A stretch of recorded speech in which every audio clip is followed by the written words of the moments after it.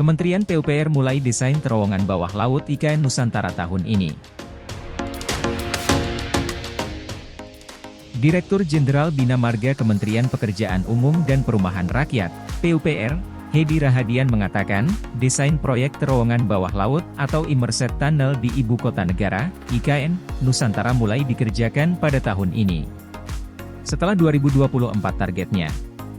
Itu kan yang sisi timur. Kita akan lakukan desain tahun ini, kata Hedi seperti dilansir dari Antara. Terowongan bawah laut IKN Nusantara menjadi salah satu proyek jangka panjang yang diperkirakan akan mulai dibangun pada 2025. Terowongan bawah laut merupakan metode yang umum digunakan untuk menggantikan jembatan melalui wilayah perairan yang lebar. Desain terowongan dirancang dalam bentuk box dengan panjang antara 1,15 km, papar Hedi Rahadian. Pembangunan terowongan bawah laut tersebut, lanjut dia, disiapkan untuk menjadi bagian dari seksi 4 Jalan Tol Kawasan Inti Pusat Pemerintahan, KIP, IKN Nusantara. Sebelumnya, proyek itu dinilai berpotensi mengancam lingkungan, termasuk habitat pesut mahakam. Namun, menurut Hedi, perancangan konsep terowongan bawah laut IKN Nusantara telah melalui analisis mengenai dampak lingkungan, AMDAL, guna meminimalisir dampak negatif terhadap lingkungan sekitar. Kan ada namanya AMDAL, itu sudah ada protapnya. Pembangunan itu pasti ada yang terancam. Kita bangun ini, jalan tol, kan ada yang terancam, jelas Hedi Rahadian. Kementerian PUPR menargetkan pembangunan infrastruktur dasar Ibu Kota Negara, IKN, Nusantara tahap 1 di Kalimantan Timur selesai pada 2024. Termasuk bangunan kantor pemerintahan di kawasan inti pusat pemerintahan, KIP. Hingga saat ini, Hedi Rahadian menambahkan, perkembangan konstruksi infrastruktur dasar IKN Nusantara tahap 1 telah mencapai 62,65% dan seluruh kegiatan masih terjaga dari sisi jadwal pelaksanaan, on schedule.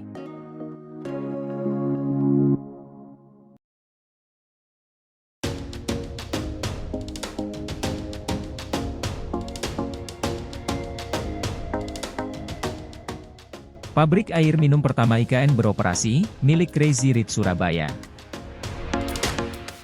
Emiten air mineral milik Crazy Rich Surabaya Hermanto Tanoko PT Sariguna Primatirta Tbk, Cleo, atau Tanobel Group, melaporkan telah mulai mengoperasikan pabrik air minum di Ibu Kota Negara, IKN, Nusantara pada penghujung tahun 2023. Pabrik air mineral merek Cleo itu melayani hingga ke Samarinda dan Balikpapan. Dalam keterangan resminya, Cleo menyatakan beroperasinya pabrik tersebut merupakan bukti keseriusannya untuk mendukung pengembangan ibu kota baru dengan berinvestasi dan menggarap potensi pasar di wilayah IKN.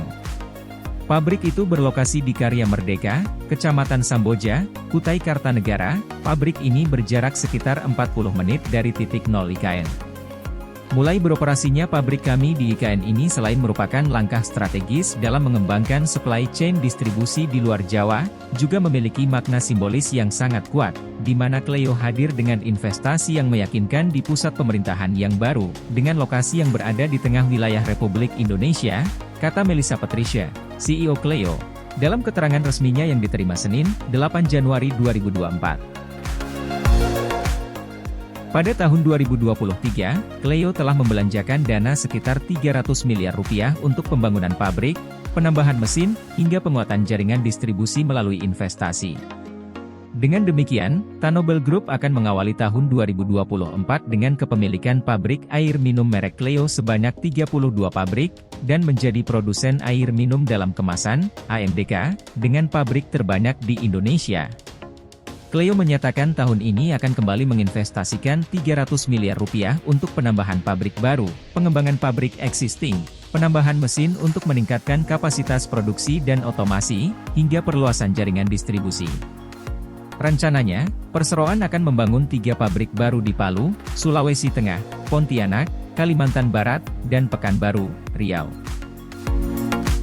Dengan rencana ekspansi tersebut, Cleo yakin target pertumbuhan double digit setiap tahun, dari top hingga bottom line akan tercapai, termasuk tahun 2024.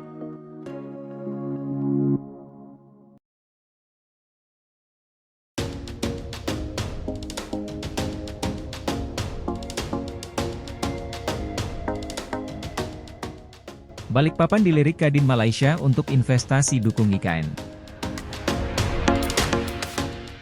Kota Balikpapan mendapatkan perhatian dari Kamar Dagang dan Industri, Kadin, Malaysia sebagai salah satu lokasi investasi menyusul posisi kota itu sebagai penyangga Ibu Kota Nusantara, IKN, di Kalimantan Timur.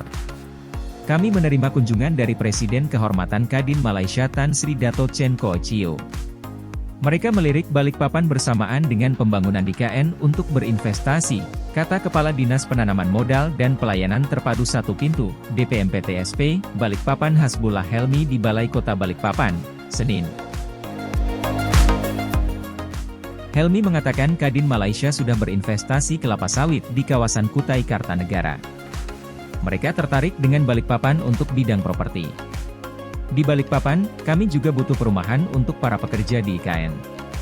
Industri kami di Karyangau yang meningkat pesat, tentu butuh tempat juga untuk karyawan mereka, tuturnya. Kadin Malaysia, lanjutnya, juga berminat menanamkan modal mereka pada industri pengolahan kelapa sawit di Balikpapan. Sudah ada beberapa tempat yang mereka survei untuk investasi mereka, kata Helmi. Sementara, Pemkot Balikpapan menawarkan investasi pada pemenuhan air baku untuk masyarakat kepada perwakilan Kadin Malaysia itu. Mereka ternyata berminat juga untuk menuntaskan kebutuhan air di Balikpapan. Lebih lagi dengan pemindahan IKN, penduduk Balikpapan akan bertambah yang berimbas pada peningkatan kebutuhan terhadap air, ujarnya. Helmi menjelaskan pemerintah kota Balikpapan telah mengajak investor asal Jepang untuk memenuhi kebutuhan air baku dengan desalinasi air dari daerah aliran sungai, Das, Manggar menuju Waduk Manggar. Kota Balikpapan saat ini hanya mengandalkan pasokan air baku dari Waduk Manggar dengan kapasitas produksi 1.100 liter per detik dan Bendungan Teritip dengan total produksi 1.500 liter per detik. Untuk itu, pemerintah kota Balikpapan meminta Kadin Malaysia untuk memaparkan rencana investasi mereka terkait pemenuhan air baku kota Balikpapan itu.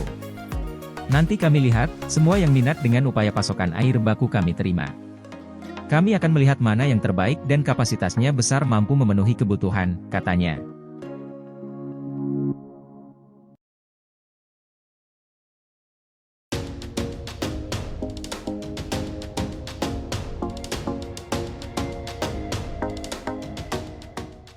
IKN sebut media dan influencer mitra strategis dalam membangun IKN. Otorita Ibu Kota Nusantara, IKN, menyebutkan media massa dan influencer merupakan mitra strategis dalam membangun IKN di Kalimantan Timur. Media dan influencer adalah mitra strategis kami dalam membangun IKN. Kami mengharapkan media dan influencer dapat terus bersinergi memberikan informasi yang akurat, objektif, dan berimbang tentang IKN kepada masyarakat, ujar Kepala IKN Bambang Susantono, di Jakarta, Minggu. Bambang juga mengajak media dan influencer untuk terus bersinergi dan berkolaborasi dengan otorita IKN dalam mengawal dan mengawasi pembangunan IKN yang berkelanjutan, inklusif, dan berkeadilan. Kami juga mengharapkan media dan influencer dapat memberikan masukan, kritik, dan saran yang konstruktif kepada kami untuk meningkatkan kualitas dan kinerja pembangunan IKN, katanya.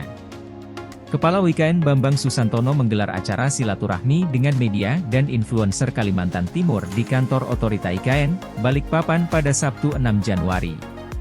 Acara itu bertujuan untuk semakin mempererat hubungan dan kerja sama antara otorita IKN dengan para media dan influencer yang berperan penting dalam menyampaikan informasi dan edukasi kepada masyarakat terkait pembangunan IKN. Bambang Susantono menyampaikan apresiasi dan terima kasih kepada media dan influencer Kalimantan Timur yang telah memberikan dukungan dan kontribusi positif dalam menginformasikan dan mengedukasi masyarakat tentang IKN. Perwakilan dari pemimpin redaksi yakni Imam Santoso yang merupakan Kepala Biro Antara Kalimantan Timur menyampaikan ucapan terima kasih atas silaturahmi dan kerjasama yang telah dijalin oleh otorita IKN. Ia juga menyatakan harapannya agar sinergi antara otorita IKN dengan media dan influencer Kalimantan Timur semakin solid dan berkelanjutan. Kami sangat mengapresiasi inisiatif otorita IKN untuk mengundang kami dalam acara silaturahmi ini. Kami berharap acara ini dapat mempererat kerja sama yang lebih produktif antara otorita IKN dengan media dan influencer Kalimantan Timur.